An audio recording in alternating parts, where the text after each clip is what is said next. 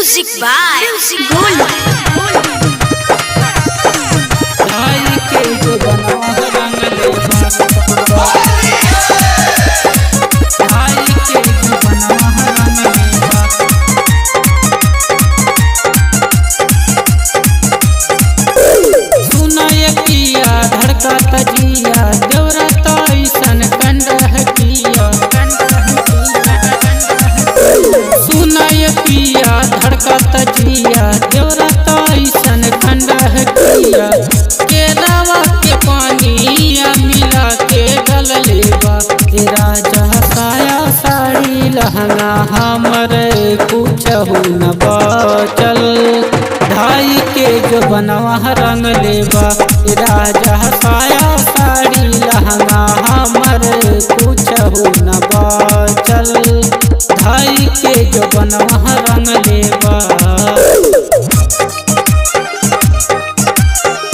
ढाई के जो बनवा रंग लेवा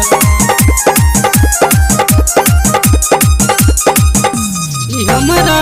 देहिया की तह दूर दशा कैलेबा न जाने होलिया के दिने कौन नाशा कैलेबा हमरा देहिया की तह दूर दशा कैलेबा न जाने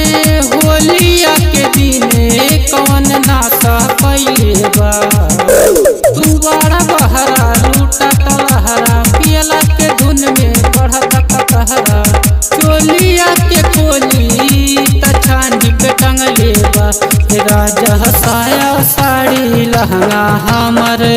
कुछहु न बचल ढाई के जो बनवा रंग लेबा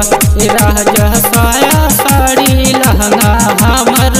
कुछहु न बचल ढाई के जो बनवा रंग लेबा Mixed by Gold. ढाई के जो बनवा रंग लेबा तोरा सूझ के रहन न सहत बाटे हो ए पावन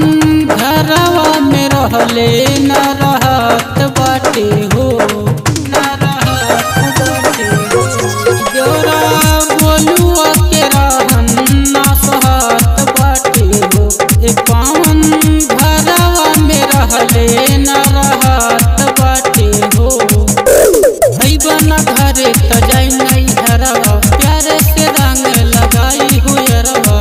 राजा पार जैसी हमरे आशा कैलेबा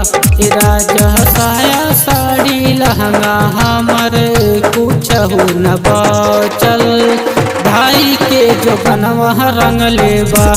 राजा साया साड़ी लहंगा हमरे कुछहु न बचल